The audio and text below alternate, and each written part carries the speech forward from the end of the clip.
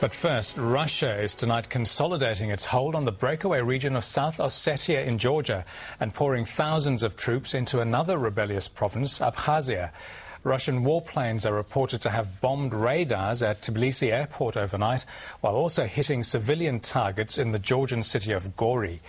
But Georgian forces are also reported to be still operating in South Ossetia, hitting the capital with artillery fire. A resident has told one news agency there are no supplies of fresh water and that the city's entire infrastructure has been destroyed.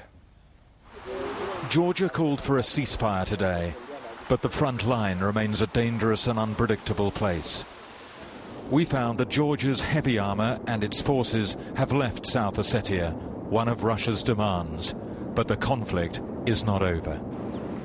Late afternoon, we spotted a Russian plane attacking the Georgian town of Gori. It was met with rounds of anti-aircraft fire.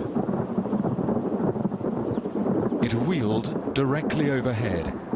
In the distance, it seemed a Georgian position was strafed.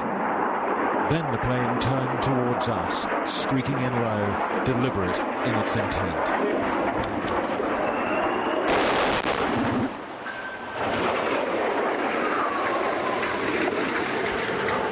Three rockets landed close by, spitting out lethal shrapnel. Yep. None of us was injured, but in those moments we understood how some of the local population have experienced this short, bitter conflict in the Caucasus. Let's go.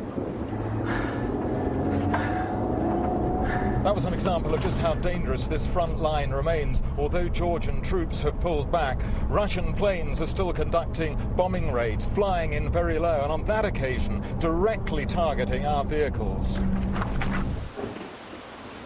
For these residents of Gori too, the violence has been random. Russian planes bombed, and their neighborhood was destroyed. Today, scores of people were salvaging what they could before leaving forever. I am destroyed, said Leah. Even the walls in my apartment are down. Nothing remains, not even furniture. And for some, a sense that the fighting had been futile. What's the point of staying here now, said this man. So many dead and nothing accomplished. The Georgian government says it's what happened in places like this in Gori that prompted them to pull their forces out of South Ossetia. And looking around here, every building is devastated. And quite simply, the cost of taking on the Russians was too high. Late afternoon, and many people decided to evacuate Gori.